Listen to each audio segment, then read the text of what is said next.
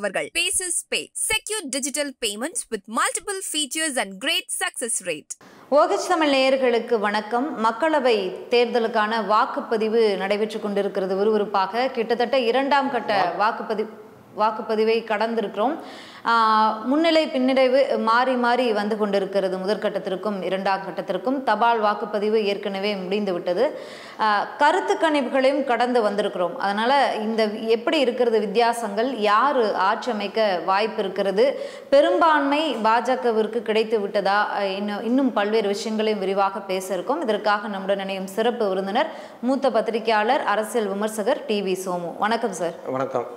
தமிழகத்தை பொறுத்த வரைக்கும் தொடர்ந்து திமுக காலை முதலே முன்னிலையில் இருக்கு. இப்போ 12:30 மணி அளவில் இதோட நிலவரம் திமுக 38, அதிமுக 1, பாஜக 1 எடுத்திருக்கிறது. மற்றவை 0 சொல்லிட்டு இந்த பாஜகங்கிறத பாமகன்னே சொல்லுங்க. ஆமா, ஏன்னா பொதுவாக நம்ம பார்க்குறப்ப ஏதோ பாஜக வளர்ந்த மாதிரியான ஒரு எண்ணம் வருது. பாஜகவின் பாமக. ஓகே, பாமக கண்டிப்பாக அவங்களுடைய அந்த ஓட் பேங்க் ஆனது ஒரு வேட்பாளருக்கு கிடைச்சிருக்கு. மொத்தமாக அது அப்படிதான் பார்க்க முடியாது. அந்த தர்மபுரி தொகுதியில் இருக்க மொத்த மக்களையுமே அவங்க சௌமியா அன்புமணி அவங்க மகளோட போய் அந்த பிரச்சாரத்தில் ஈடுபட்டது, தினந்தோறும் அவங்க அந்த தொகுதியில் தங்கி அவங்க பிரச்சாரத்தில் ஈடுபட்டு மக்களை சந்திச்சது, டெய்லியும் அவங்க வீட்டுக்கு போனது, சாப்பிட்டது, அந்த மாதிரி அவங்க குடும்பத்தோடு இருந்து வாக்கு சேகரித்ததுக்கான பலனா இதை அவங்க ஆரம்பம் முதலே லீடிங்ல இருக்காங்க. கிட்டத்தட்ட 15,000க்கு அதிகமான வாக்கு வித்தியாசத்துல லீடிங்ல இருக்காங்க. பாமகவுடைய வேட்பாளர் அன்புமணி ராமதாஸ். இது பாஜகவுக்கு ஒரு வெற்றியா? இந்த ஜூன் 4ற்கு பிறகு பாருங்கன்னு சொல்லியிருந்தாரு பாஜக மாநில தலைவர் அண்ணாமலை. இந்த ஜூன் 4ற்கு பிறகு அவர் என்ன பேச முடியும்? நம்ம அதையும் சொல்றேன். அதுக்கு முன்னாடி இவங்க சௌமியா அன்புமணியை பத்தின ஒரு விஷயம் சொல்ல, என்னன்னா ஒரு நல்ல ஆரோக்கியமான முறை. போன தேர்தலில் பார்த்தீங்கன்னா பாமக சார்பில் இரண்டாம் கட்ட தலைவர்கள் அங்கே தருமபுரியில் ஒரு ஜாதி வெறி பேச்சு பேசுனதுக்கான விஷயங்கள் நடந்தது. இது எல்லாருக்கும் தெரியும். இந்த முறை அது நடக்கவே இல்லை. ரெண்டாம் கட்ட தலைவர்கள் கூட நடக்கலை. ஒன்று அந்த மாதிரி பேசலை. அது ஒரு விஷயம். ஸோ ஜாதி அந்த உணர்வு இருக்கு, ஆனால் அந்த வெறித்தனம் அப்படிங்கிறது இல்லை. அதை அவங்க கிளறலை.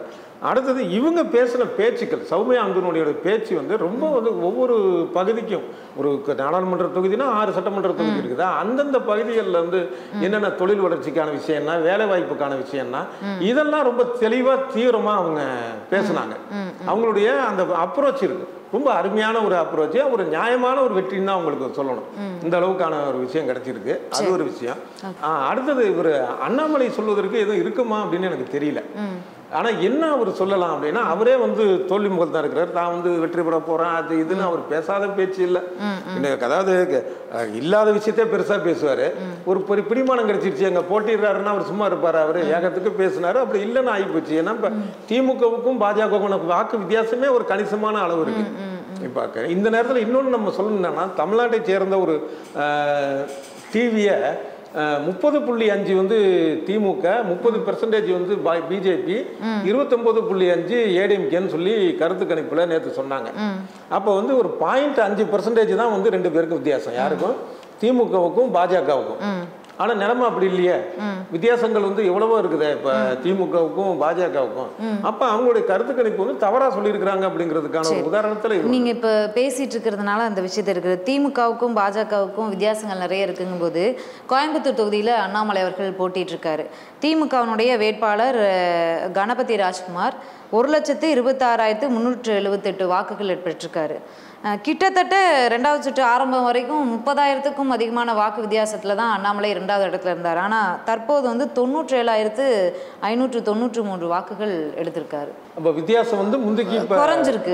ஆமா, குறைஞ்சிருக்கு. சிங்கைஜி ராமச்சந்திரன் கோயம்புத்தூர் வேட்பாளர் நல்ல ஒரு அதிரடியான வேட்பாளராக தான் அதிமுக பொறுத்த வரைக்கும் இந்த முறை பார்க்கப்பட்டார். ஆனால் அவர் 50,000 சம்திங் வாக்கு, 52,000 வாக்குகள் தான் எடுத்திருக்காரு. 3வது இடத்தை பிடிச்சிருக்காரு. திமுகவுக்கும் அதிமுகவுக்குமான தூரம் தான் இங்க அதிகரிச்சிருக்கு. கிட்டத்தட்ட 70,000 வாக்குகள் வித்தியாசம் இருக்கு. கோவையை பொறுத்த அளவுல பாஜக விரும்பிகள் உண்டு, நமக்கு தெரியும். பாஜக வலுவாக இருக்கக்கூடிய திருப்பூர், கோயம்புத்தூர், நாகர்கோவில், இந்த மாதிரி கன்னியாகுமரி, கோயம்புத்தூர்ல மெயினா ரொம்ப களப்பணியாற்றி இருந்தது. அங்கே ஏற்கனவே நடந்த ஒரு கலவரத்துக்கு பிறகு இந்துத்துவ மனநிலை உள்ளவர்கள் வந்து பெருகுனாங்க. அதை நம்ம பார்த்தோம். அது மாதிரி தான் ஒவ்வொரு தேர்தலையும் அவங்களுக்கு அந்த மாதிரியானது தான் கை கொடுத்துட்டு இருக்கு.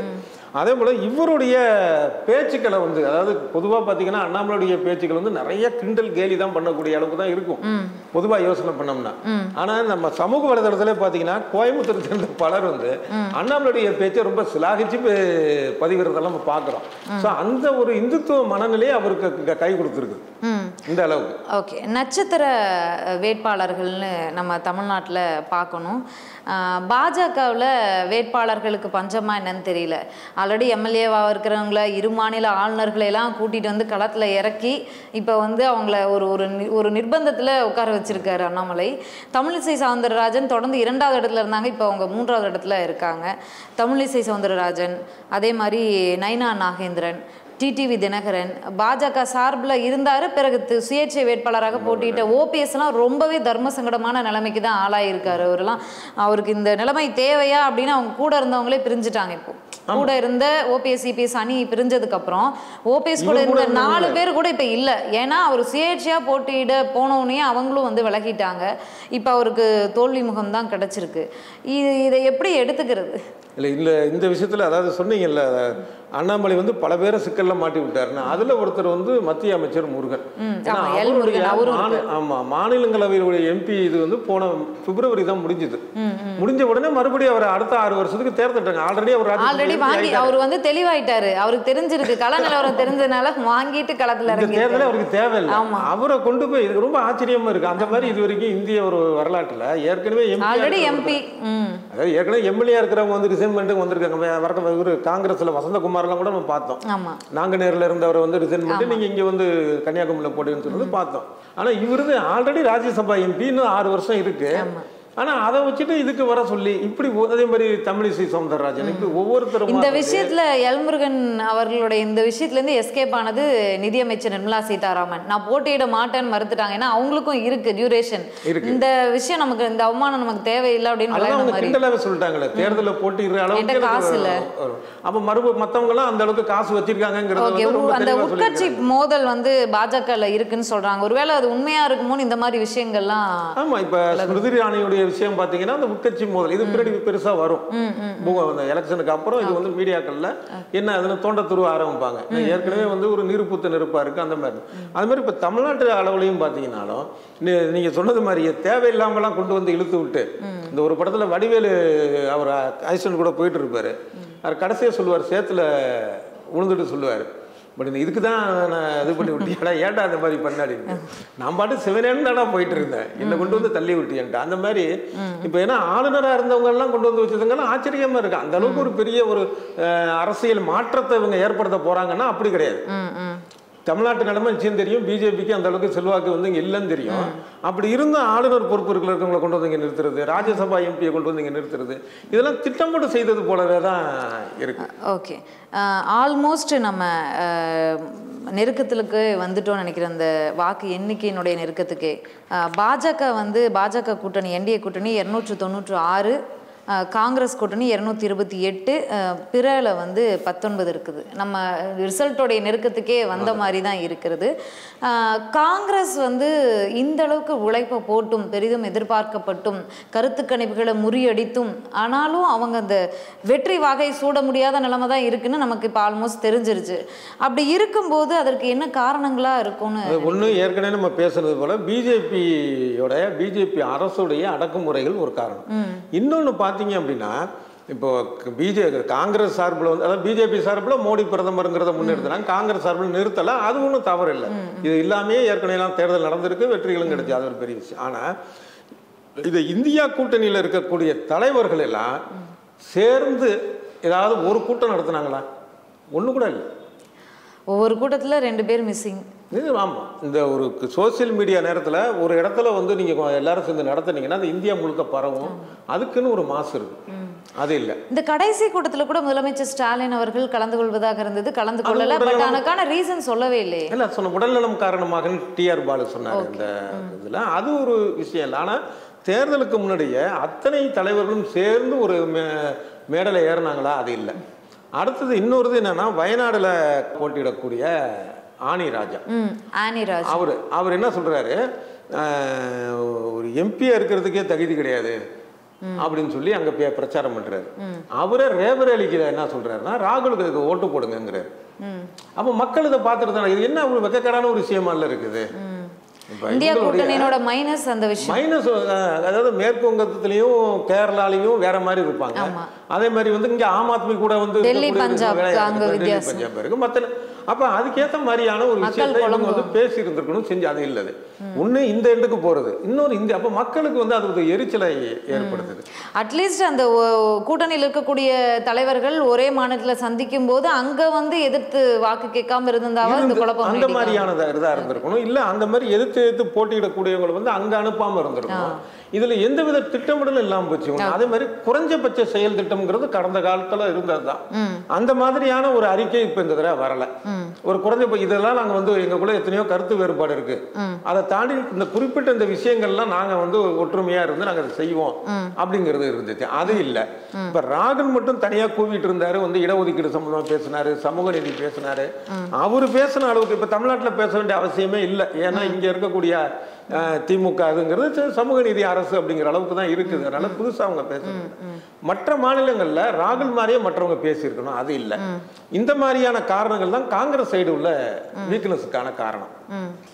இப்போ இந்த மக்களவை தேர்தலுக்கு வெற்றிக்கு உதவியாக இருக்கக்கூடிய மாநிலங்கள்லாம் அதிக எம்பிக்களை கொண்ட மாநிலங்கள் உத்தரப்பிரதேசம், குஜராத், மத்திய பிரதேசம், அந்த மாதிரி பீகார், அந்த மாதிரி விஷயங்கள் வரும். அதில் உத்தரப்பிரதேசம் காப்பாற்றிச்சு காங்கிரஸை. ஆனால் ஒடிசா, பீகார், குஜராத் இவங்களாம் கைவிட்டுட்டாங்க. பட் ஆந்திராவில் ஒய்எஸ்ஆர் காங்கிரஸ், ஆளும் ஒய்எஸ்ஆர் காங்கிரஸ் 10 தொகுதிகள் தான் முன்னிலையில் இருக்காங்க. காங்கிரஸ் 0. பாஜக சட்டமன்ற தேர்தலையும் ஒய்எஸ்ஆர் காங்கிரஸ் தோல்வி முகத்தை சந்திச்சிருக்காங்க. இதுக்கு என்ன காரணமாக இருக்கும்? அது ஒய்எஸ்ஆர் நிறைய கலவரங்களும் நடந்திருக்கு. அதுல முக்கியமா என்னன்னா, ஒய்எஸ்ஆருடைய ஆட்சி மீது மக்களுக்கு இருந்த பெரிய அதிருப்தி. அவர் பேச்சு லெவல்ல சில திட்டங்கள்லாம் அவர் பார்த்தீங்கன்னா கவர்ச்சிகரமான திட்டங்களை நிறைய கொண்டு வந்தாரு. ஆனா அது வந்து மக்களுக்கான ஒரு வேலை வாய்ப்பை பெருக்கிற மாதிரியோ இல்ல வந்து ஒரு கல்விக்கான சில விஷயங்களோ எதுவுமே அங்க வந்து இல்லை அப்படிங்கிறதா அங்கிருந்து உள்ள வரக்கூடிய தகவல்கள். அதனால மக்கள் முழுக்க ஒரு ஒய்எஸ்ஆர் காங்கிரஸ் மேல ஒரு அதிருப்தியில இருந்தாங்க. அதே மாதிரி இந்த அமைச்சர்கள், அந்த கட்சியை சேர்ந்த ஆளுங்கட்சி அது, அதோடைய அமைச்சர்களுடைய அடாவடி நடவடிக்கைகள். உதாரணமா சொல்ல போனா நடிகர் ரோஜா அவங்க ஒரு அமைச்சர். இப்ப அவங்கள பத்தி சர்ச்சை வந்ததுல அவங்க வந்து தன்கிட்ட கேள்வி கேட்ட பொதுமக்கள்கிட்ட வந்து அநாகரிகமாக பேசுறது, மிரட்டுறது, இது இவங்க மட்டும் இல்லை, இதே மாதிரி பல அமைச்சர்கள் மேல ஒரு ஆணவ போக்குல அவங்க செயல்பட்டது. இதெல்லாம் சேர்ந்துதான் ஒய்எஸ்ஆர் காங்கிரஸுக்கு மிகப்பெரிய அளவில் ஒரு பின்னடைவை ஏற்படுத்திருச்சு. ஓகே. அதே மாதிரி ஒடிசா மிகவும் எதிர்பார்க்கப்பட்ட மாநிலம். சட்டமன்ற தேர்தலும் நடந்திருக்கு. அங்கே பாஜக 74 தொகுதிகள் வாங்கியிருக்கு. பிஜு ஜனதா தளம் 54 தொகுதிகள் தான் கைப்பற்றியிருக்கு. காங்கிரஸ் 12 கைப்பற்றியிருக்கு. நவீன் பட்நாயக் நீண்ட நெடிய காலமாக முதலமைச்சராக பதவியாற்றிருக்கார். அவருடைய ஆட்சியும் சிறப்பான ஆட்சின்னு பெயர் பெற்றிருக்கிறது. அதுக்கப்புறம் வி.கே. பாண்டியன். ஆனால் அவங்களுக்கு எதிராக பாஜக நல்ல பிரச்சாரங்களை, மோசமான பேச்சுகளாக இருந்தாலும் கடுமையான பிரச்சாரத்தை முன்னெடுத்திருந்தாங்க. ஒடிசால ஆட்சியை பிடிச்சணுங்கிறது பாஜகவோட இதுவாக இருந்துச்சு. அதை நோக்கி போயிட்டு இருக்காங்க பாஜக. நவீன் பட்நாயக் அவங்க பிஜு ஜனதா தளத்துக்கு என்ன, அதாவது இப்போ அங்கேயும் வந்து பிஜேபி தன்னுடைய ஒரு மோசமான பிரச்சாரத்தை ஏற்படுத்தி அதன் மூலமாக அங்கே வாக்கு வாங்கியிருக்குது அப்படிங்கிறது தான் யதார்த்தமான உண்மை. இவர் நல்லா ஒரு 25 வருடங்களாக 5 முறை வந்து முதலமைச்சராக இருந்து, ஒரு முறை முதலமைச்சர் ஒரு ஆட்சியில் இருந்தாலும் அடுத்த வந்து அவங்க மேலே வந்து ஒரு எதிர்மறையான கருத்து வருங்கிறது வந்து ஒரு அபிப்பிராயம், அந்த மாதிரியான ஒரு என்ன கருத்து உண்டு. ஆனால் தொடர்ந்து ஒரு 5 முறையாக இருந்து நல்ல ஒரு செல்வாக்கோடு இருந்த ஒரு நபர் இவருடைய ஆட்சியில் குறை சொல்ல முடியல. அதாவது பிஜு பட்நாயக்குடைய ஆட்சியில குறை சொல்ல முடியல. அதே நேரத்தில் தேவையில்லாம இன உணர்வை தூண்டிவிடும் வகையில் இவங்க பார்த்தா தேசியங்கிறாங்க பிஜேபி அந்த. ஆனா இவங்களுடைய செயல்பாடு எப்படி இருந்தது? இவங்க வந்து தமிழர்களுக்கு எதிரான, அதாவது பி.கே. பாண்டியனுக்கு எதிரான ஒரு கருத்துக்களை பேசி இன்னைக்கு வந்து ஒரு தமிழனுக்கு வந்து மாநிலத்தை விற்க போறாரு வராரு, இந்த மாதிரி பொய் குற்றச்சாட்டுகளை சொல்லி ஒரு அவமரியாதையான ஒரு வார்த்தைகள்லாம் பயன்படுத்தி அந்த மக்களுடைய ஒரு உணர்வை கிளறி விட்டு இந்த வெற்றியை அவங்க பெற்று. ஆனா பிரச்சார நேரத்துல நவீன் பட்நாயக் அவர்கள் சில இடத்துல தான் பிரச்சாரத்தில் ஈடுபட்டார். ஆனால் வி.கே. பாண்டியனுக்கு அவ்வளோ வரவேற்பு இருந்துச்சு. அப்படி இருந்துமே பாஜக அதிக இடங்களை கைப்பற்றியிருக்காங்க. அந்த கட்சி பிஜு ஜனதா தளம் கட்சி வந்து குறைவான தொகுதிகள் தான் கைப்பற்றியிருக்காங்க. இந்த முறை ஆட்சியே மாற்றம் இருக்கிறது அங்கே. இது என்ன எதனால் நிகழ்ந்துச்சுன்னு நினைக்கலாம்? அமித்ஷா சொன்னார்ல 4ஆம் தேதிக்கு மேலே பார்த்தீங்கன்னா எதிர்கட்சிகள்லாம் வந்து வாக்குப்பதிவு எந்திரத்தில் வந்து மோசடி பண்ணிட்டாங்கன்னு சொல்லுவாங்கன்னு அவர் சொன்னார். அதுதான் நினைவுக்கு வருது. முன்னாடியே சொல்லிட்டாங்க, அதை சொல்லிட்டாங்களோ அப்படிங்கிற மாதிரியானது இருக்கு. உண்மையிலே இதுவும் ஒரு ஆச்சரியமாக தான் இருக்குது, கணிக்க முடியவே இல்லை. ஏன்னா எல்லாருமே வந்து பிஜு பேட்டாக்கியோட சிறப்பான ஆட்சி. அது மாதிரி பி.கே. பாண்டியனுக்கு மேலே அவ்வளவு மரியாதை அன்பு அந்த மக்களுக்கு. அவர் அங்கே மாவட்ட ஆட்சித்தலைவராகவும் பல்வேறு பொறுப்பில் இருந்தப்பையும் அந்த அளவுக்கு நேர்மையாகவும் மக்களுக்கு வந்து ஒரு விஷயம்னா ரொம்ப எளிதாக அதை முடிக்கிற அளவுக்கு அவர் அது மாதிரியான விஷயங்கள் பண்ணியிருக்கிறார். ஒவ்வொரு விஷயம் அவருக்கு அந்த மாநில அரசு பணியில் இருந்த நேரத்தில் ஒன்றிய அரசில் வந்து ஜனாதிபதி அவார்டு வாங்கியிருக்கிறாரு 2 முறை. ஸோ அந்த மாதிரி நீதி நேர்மையோடு இருக்கக்கூடிய ஒரு மனிதர். அதே மாதிரி கட்சியிலையும் நல்ல செல்வாக்கு இருக்கு, மக்கள்கிட்டையும் அவருக்கு செல்வாக்கு இருந்து அவருக்கு வந்ததுக்கு அப்புறம் இந்த பின்னடைவுங்கிறது ஒரு ஆச்சரியமான விஷயமா தான். அதுவும் வந்து பிரச்சார நேரத்தில் அவருடைய உடல்நிலையை வந்து காரணம் காட்டி கொச்சாக பேசி அவருடைய இந்த உடல்நிலைக்கு காரணம் அவர் கூட இருக்கக்கூடிய அந்த டீமுடைய சதிதான் அப்படின்லாம் பேசியிருந்தாங்க. இதற்கு நாங்கள் ஆட்சிக்கு வந்ததுக்கு பிறகு விசாரணை நடத்தப்படும் அப்படின்னு சொல்லி கண்காணிக்க ஒரு குழு அமைக்கப்படும். இந்த அளவுக்கு இறங்கி போனாங்க. ஒரு அப்பாவி மக்கள் மனதில் இது ஒரு நெருடலை ஏற்படும். இல்லை, தமிழ்நாட்டில் மறைந்த முதலமைச்சர் ஜெயலலிதா அம்மாவுடைய மரணத்திற்கு யார் காரணமோ அவங்கள கண்டுபிடிப்போம் அப்படின்னு சொல்லியிருந்தாங்க. இது வரைக்கும் அதை பற்றி பேசலை. ஆனால் அங்கேயும் போய் இந்த மாதிரி அவர் ஒரு நபர் ஒரு நல்ல முதலமைச்சராக இருக்கிறார், நடமாடி கொண்டிருக்கிறார், அவரை பற்றி இப்படி ஒரு விஷயம் பேசினாங்க. எலெக்ஷனுக்கு முன்னாடி நாள், அதாவது வாக்குப்பதிவுக்கு முன்னாடி நாள் அவரும் விளக்கம் கொடுத்துருக்காரு. பிரதமர் மோடி அவர்களுக்கு என் மீது அக்கறை இருந்தால் என்னோட ஃபோனில் தொடர்பு கொண்டு பேசிக்கலாம், ஒரு நாள் விசாரித்தது கிடையாது, ஆனால் இந்த மாதிரியான பிரச்சாரத்தை தவிர்க்கலாம் அப்படின்னு சொல்லி. ஆனால் அப்படி கூட அங்கே எடுபடலையே நவீன் பட்நாயக் அவருடைய மக்கள்கிட்ட இருக்கக்கூடிய அப்பாவி, அதாவது மக்களுடைய எண்ணத்தை உணர்வு, அதாவது அறிவுபூர்வமாக ஒரு விஷயத்தை புரிய வைக்கிறத விட உணர்வுபூர்வமாக ஒருத்தவங்களை வந்து எளிதாக மாற்றிடலாம். அது யாரா நீங்களா இருக்கணும் நானா இருக்கட்டும், எல்லாருமே உணர்வு ரீதியான விஷயங்களுக்கு பல இடங்களில் ட்ரை பண்ணாங்க, ஒரு இடத்துல எடுபட்டுருச்சு. அது எடுபட்டுச்சு. அது வந்து என்ன சொல்லப்போ இது முறையான அழுகுனி ஆட்டம்னு சொல்லுவாங்கல்ல, அந்த மாதிரி தான். இவர் சொன்ன மாதிரியே இவர் அக்கறை இருந்துச்சுன்னா இவர்கிட்ட ஃபோன் பண்ணி விசாரிச்சிருக்கலாம், பேசிருக்கலாம். ஒன்றுமே அது இல்லையே. ஓகே, தமிழ்நாட்டில் வந்து நட்சத்திர வேட்பாளர்கள், பாஜகவில் போட்டியிட்ட நட்சத்திர வேட்பாளர்கள் பலருக்கு பின்னடைவு தான் கிடைச்சிருக்கு, ராதிகா உட்பட. பல்வேறு நபர்கள் வந்து வெற்றிக்காக அங்க பிரதர்சனம், ஆமா, அந்த மாதிரி நிறைய விஷயங்களை முன்னெடுத்தாங்க. ஆனால் விருதுநகர்ல தேமுதிக சார்பாக அதிமுகவோட கூட்டணி அமைச்சு விஜய் பிரபாகரனை களத்தில் இறக்கியிருந்தாங்க. தொடர்ந்து ஒரு முன்னிலை வகிச்சிட்டு இருக்காரு. மாணிக்கம் தாக்கூர் இருக்காரு. அப்படி இருந்துமே வந்து ஒரு வலுவான கேண்டிடேட், ஆளும் கட்சியினுடைய கேண்டிடேட், அப்படி இருந்துமே இவருக்கு ஒரு வாய்ப்பு கிடைச்சிருக்கு.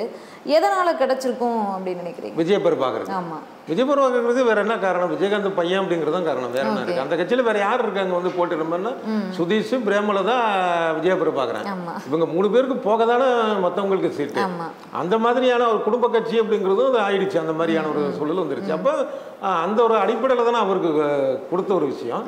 ஆனால் அவருடைய வெற்றி வாய்ப்பு அப்படிங்கிற அளவுக்குலாம் அவர் வருவாருங்கிற நம்பிக்கை இல்லை. தொடர்ந்து முன்னிலையில இருக்கிறாரு. அது வந்து அதிமுகவுடைய ஒரு பலம் இருக்கு இல்லையா, அது இருக்கும். அதையும் தாண்டி இந்த சிம்பட்டி விஜயகாந்த் அவர்களுடைய அந்த இழப்பு அப்படிங்கிறது இன்னைக்கு வரைக்குமே இவ்வளோ பெரிய நினைவிடங்கள் அமைத்திருந்தாலும் அங்கே வராத அந்த கூட்டம் அந்த சிறிய இடத்திற்கு வருவதும் விளக்கேற்றுவதும் மாலை போடுவதும் இந்த ஒரு விஷயம் வந்து அங்கே எடுபட்டிருக்குமோ அப்படின்ற ஒரு கேள்வி. இல்லை, அது எல்லா நேரத்திலும் இது எடுபடுமா அப்படிங்கிறது, இது முக்கியமாக இந்த நேரத்தில் இது எடுபட்டுருச்சா அப்படிங்கிறது சந்தேகம் தான். அது இப்போ உதாரணமாக இப்போ எம்ஜிஆர் இறந்த பிறகு அந்த தேர்தலில் 2 கட்சியுமே அதிமுக பிரிஞ்சு சேவல் குரான் வாங்கி ஓட்டுகளை பிரிக்க தான் செஞ்சாங்க. அதே மாதிரி இப்போ இவர் ஜெயலலிதா இறந்ததுக்கு அப்புறம் வந்து அந்த அனுதாபாலையில் அப்படியே அதிமுக வெற்றி பெற்றுச்சுன்னு சொல்ல முடியல. அப்படியே இப்போ இவங்களும் கூட வந்து என்னன்னா விருதுநகர் உள்ளிட்ட தேமுதிக போட்டியிட இடங்கள்ல விஜயகாந்தோடைய ஒரு மரணத்தை வச்சு இவங்க பிரச்சாரமே பெருசா பண்ணலையே. ஒண்ணு தவிர நேரடியாக அவங்களுடைய சமாதிக்கு வர்றது, அஞ்சலி செலுத்துறது அப்படிங்கிறது வேற. ஆனா வாக்களிக்கிறது அப்படிங்கிறதுக்கான ஒரு இதுல வந்து இது அப்படி இது ட்ரெண்ட் இது இப்படி மாறிச்சா அப்படின்னா நிச்சயமா இல்லைன்னு தான் சொல்லணும். தவிர விஜய பிரபாகரன் மேலே எதிர்மறையான கருத்து உண்டு. அவருடைய பேச்சுக்கள் இதெல்லாம் பாத்தீங்கன்னா ஒரு தரம் தாழ்ந்த பேச்சுக்கள் கொஞ்சம் முன்னைக்கு இப்ப மாத்திருக்காரு. அதனால எனக்கு அப்படி இல்லை, இது முழுக்க தனியாக தேமுதிக நின்று இருந்தாங்கன்னா எத்தனை 100 ஓட்டு வந்திருக்குன்னு தெரியாது. இது கிடைச்சது முழுக்க அதிமுகவுக்கான வாக்குகள் தான். அதுதான் வந்து இவர் முன்னிலையில் நிறுத்தியிருக்கு. ஓகே, எப்படி இருந்தாலும் பாஜக முன்னிலை வைக்கிறது கிட்டத்தட்ட 293 தொகுதிகளில் இருக்காங்க. காங்கிரஸ் 232 தொகுதியில் தான் இருக்காங்க கூட்டணியோடு சேர்த்து. பிறங்கிற இடத்துல 18 தொகுதிகள் இருக்குது முன்னிலை வைக்குது. அந்த பிறங்கிறது யார் பக்கம் போவாங்க அப்படிங்கிறது நமக்கு இப்போ தெரியாது. தேர்தல் முடிவெல்லாம் அறிவித்த பிறகு நாளை நமக்கு தெரிய வரும். அப்படி இருந்தாலும் யார் ஆட்சி அமைக்க போகிறாங்கங்கிறத நம்மளால் கணிக்க முடிய சூழலில் தான் இருக்குது. சரி, காங்கிரஸ் இதற்கு பிறகாவது இந்த சறுக்கிய இடம் ஏன் அப்படிங்கிறதெல்லாம் ஆராய்ந்து அடுத்த முறை அவங்க களத்தை மாற்றி அமைப்பாங்க நம்பலாம். கூடிய விரைவில் மீண்டும் சந்திக்கலாம். நன்றி சார். நன்றி. இந்த வீடியோ உங்களுக்கு பிடிச்சிருந்தா லைக் பண்ணுங்க, ஷேர் பண்ணுங்க, கமெண்ட் பண்ணுங்க. மறக்காம OH தமிழ் சேனலுக்கு சப்ஸ்கிரைப் பண்ணுங்க.